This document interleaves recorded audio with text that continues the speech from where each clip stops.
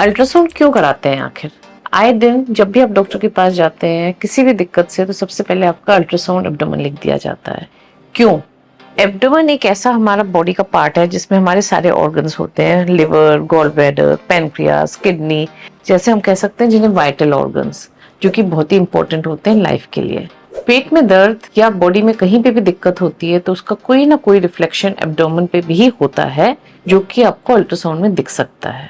Most common indication और ये most common cause जो होता है अल्ट्रासाउंड का, वो होता है एब्डोमिनल पेन। एब्डोमिनल पेन बहुत तरीके का हो सकता है, डिपेंड्स कि आपके अपर एब्डोमेन में पेन है, लोअर में है, मिडिल में है, राइट साइड में है, लेफ्ट साइड में, according to the structures present in the abdomen.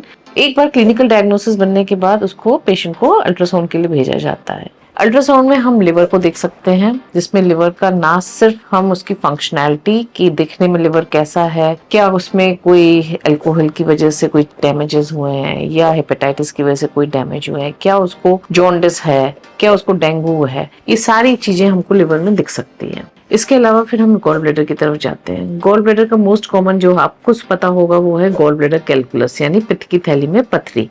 लेकिन पित्त की थैली की पथरी के अलावा भी गॉल ब्लैडर में बहुत सारी प्रॉब्लम्स हो सकती हैं जो कि अल्ट्रासाउंड में दिख सकती हैं, जैसे गॉल ब्लैडर पॉलिप्स हो सकते हैं, एडिनोमायोमेटोसिस हो सकता है, पोर्सलिन गॉल ब्लैडर हो सकता है, एक कैलकुलस कोलिसिस्टाइटिस हो सकता है, जिसकी वजह से आपके राइट हाइपोकॉन्ड्रियम में या पेट के ऊपरी राइट अपर साइड में पेन हो सकता है। राइट अपर साइड में पेन है तो आप ऐसा नहीं सोच सकते हैं कि पित्त की थैली में ही पथरी होगी। ऐसा हो सकता है बिना पथरी के भी आपकी पित्त की थैली में सूजन है, वो भी आपको अल्ट्रासाउंड पे दिख सकती है।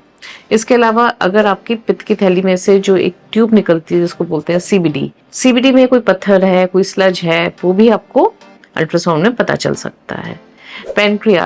पैनक्रियाज अगेन एक बहुत ही इंपॉर्टेंट पार्ट है हमारे बॉडी का, जो कि इंसुलिन सिक्रीट करता है, जो कि डायबिटीज, अगर इंसुलिन कम होता है या इंसुलिन का सिक्रीशन रेगुलर नहीं होता है तो हमको डायबिटीज हो सकती है, जो कि एक बहुत कॉमन बीमारी है। डायबिटीज में भी पैनक्रियाज में हमें वेरियस चेंजेस दिखते हैं, जैसे fatty infiltration of the pancreas हो जा सकता है, या हमको और भी ऑर्गन्स में डायबिटिक चेंजेस दिख सकते हैं, चाहे वो किडनी हो, चाहे वो लिवर हो। इन सब चीजों में हमको डायबिटिक चेंजेस दिख सकते हैं।